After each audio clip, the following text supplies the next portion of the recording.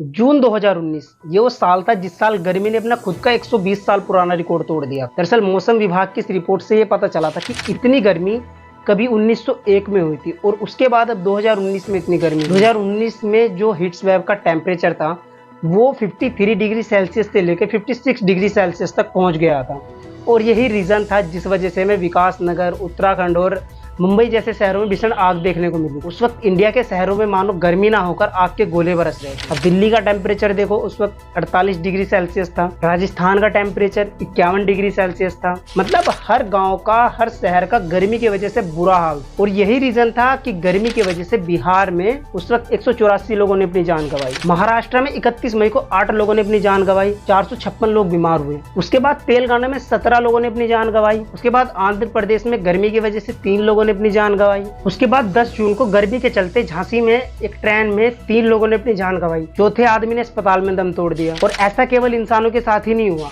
Heatwave के चलते पानी ना मिलने की वजह से 15 बंदरों ने अपनी जान गंवाई। उस वक्त की गर्मी को देखकर ऐसा लगता था कि ये गर्मी का सबसे भयानक वाला रुद्र रूप है। लेकिन अब 2024 में भी कुछ इसी तरह के नतीजे देखने को मिले।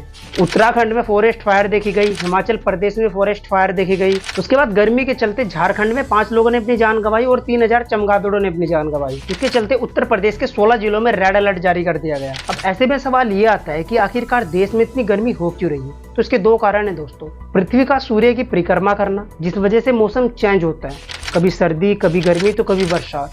तो ये पहला रीजन है दोस्तों। दूसरा वो है El Nino. El Nino actual में एक प्राकृतिक घटना होती है जिसका सीधा सीधा कॉन्टेक्ट पैसिफिक ओशन के वार्म वाटर से होता है। पैसिफिक ओशन ऑस्ट्रेलिया और साउथ अमेरिका के बीच का सबसे बड़ा महासागर है। नॉर्मल केस में होता क्या है, पैसिफिक ओशन में हवाएं चलती है जिन्हें ट्रेड विंड्स कहा जाता है। और ये जो ट्रेड विंड्स होती है ये ईस्ट से वेस्ट की ओर फ्लो करती है। इससे होता क्या है, जो साउथ अमेरिका के पास वार्म वाटर होता है वो ट्रेड विंड्स के साथ में ऑस्ट्रेलिया की ओर फ्लो कर जाता है, जिस वजह से साउथ अमेरिका के पास नीचे से ठंडा पानी ऊपर आ जाता है। मतलब जो साउथ अमेरिका के पास वार्म वाटर था वो तो ऑस्ट्रेलिया की साइड फ्लो हो गया और नीचे से ठंडा पानी ऊपर आ जाता है और इसे हम अपवेलिंग कहते हैं। तो एक नॉर्मल सिचुएशन होती है जिसमें गर्म पानी ऑस्ट्रेलिया की ओर चला जाता है और ठंडा पानी साउथ अमेरिका के पास आ जाता है। अब गर्म पानी इवेपोरेट बड़ी जल्दी हो जाता है और उस इवेपोरेशन से क्लाउड बनते हैं जिससे ऑस्ट्रेलिया में भारी बारिश देखने को मिलती है और इस पूरी की पूरी सर्किल चैन को ला लीना कहा जाता है। लेकिन एल नीनो की वजह से केस पूरा उल्टा हो जाता है। ट्रेड विंड्स फ्लो करना बंद कर देती है, अपवेलिंग रुक जाती है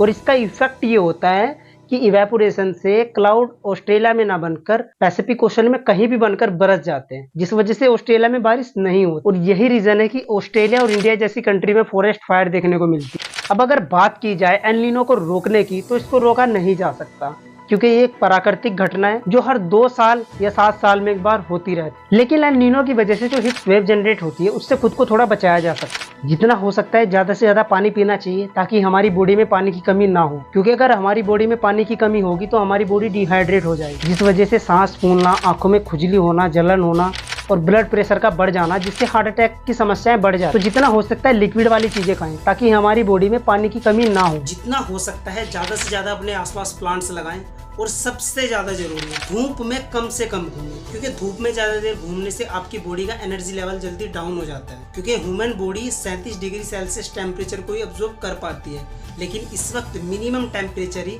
40 डिग्री सेल्सियस है। तो जितना हो सकता है अपने आप को धूप से बचाएं, अपना ख्याल रखें, अपने परिवार का ख्याल रखें। धन्यवाद।